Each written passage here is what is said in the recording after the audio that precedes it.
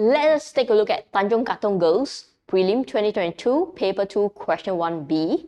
Find the greatest integer value of p for which a quadratic function is always positive for all real values of x. Now I've written the question down here. Let's do a tiny bit of planning before we start to do the question. Now when will this always positive happen? So you have the case whereby the quadratic function will be above the line. So this will lead you to two conditions, okay? First is the shape of the graph. So I'm going to write the shape A, which is coefficient x squared must be more than 0, and discriminant less than 0 because they don't meet, okay? So this is an AND condition. This is my planning. So now let's take a look at this question here. I'm going to expand this, okay? So we're going to expand this px in here. So I'm going to rewrite as px squared minus 2px plus px plus 1.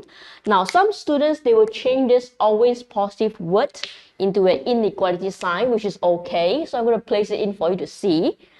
Now, these are like terms. Let's just do that. Px squared minus px plus 1 more than 0. Now this is where some students confuse.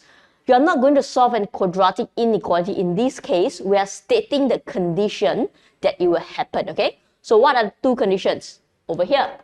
So I'm going to split this by doing two conditions. First condition is about coefficient of x squared.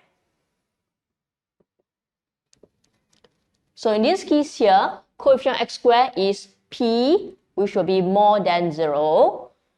And so this one, the second condition where I'm going to do discriminant. So discriminant, I'm going to write b squared minus 4ac. So b comes from here. So it's negative p squared minus 4. A is p and c is 1. So I don't want to write a 1 here. Okay. So we're doing less than 0. Next step, square this. So we have p squared minus 4p less than 0. This is the stage where you are solving a quadratic inequality, which is in p. Okay, so remember our quadratic inequality steps, arrange is already done. Okay, it's already 0. The next step will be factorize. So let's factorize p out. So we have p minus 4 less than 0, and step 3, sketch. So I'm going to line here. I'm going to put the first root here is 0. Second one is 4. P times p is p squared, which is a positive p squared. Okay, positive p squared. I draw a quadratic in this shape.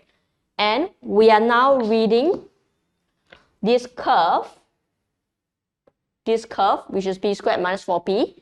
Less than means it must be below. 0 is the horizontal axis.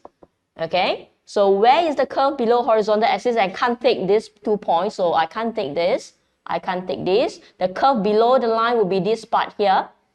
Okay, which means my answer will be between 0 to 4. Okay, now remember we are solving an AND condition.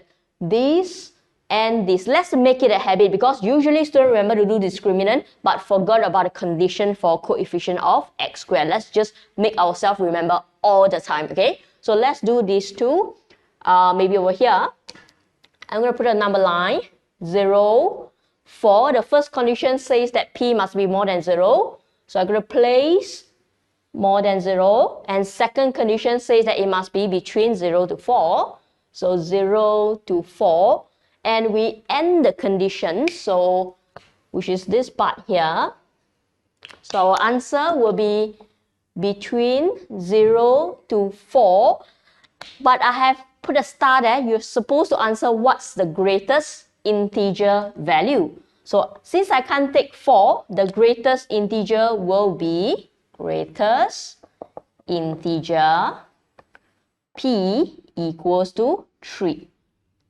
Okay, so that's a question for solving always positive.